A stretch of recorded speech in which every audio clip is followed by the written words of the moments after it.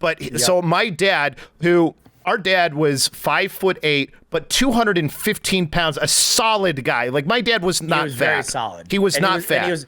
And he was one of the most athletic people I've ever seen. Yeah. I mean, if he played hockey was probably his best and main sport. I mean, he taught me how to skate, taught me how to play.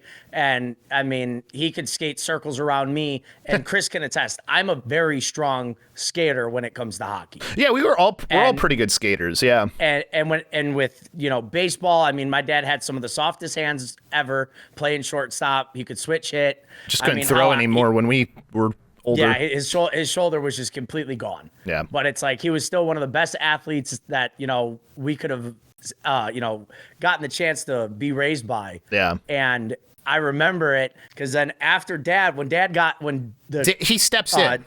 Yeah, my dad steps in. And he goes, hey, what more do you want him to do?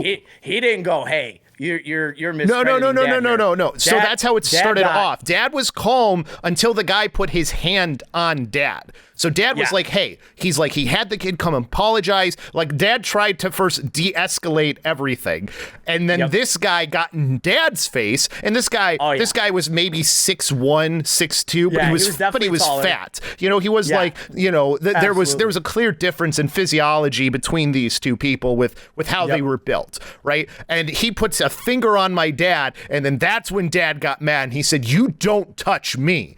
And that's when Dad was ready to take this guy and grab him by the hair and teach him something.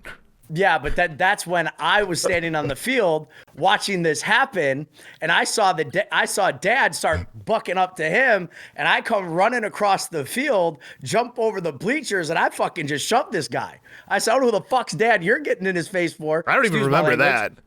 Oh yeah. Because that's when that's when the guy's kid came running across back at me, and me and the kid are standing there, and his kid's probably 5'5", 5'7", just as tall as Eric Flood, but he was as skinny as you and Nikki at that age.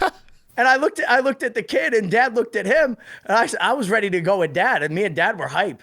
And then we went back and then the whole thing kind of de-escalated. More people got involved, and that's when it kind of walked away. But yeah, I'll never forget that moment because I was ready to go with Dad. I was gonna beat that kid's ass, and Dad was ready to beat his ass. I was like, damn, Dad, we could have had a good story.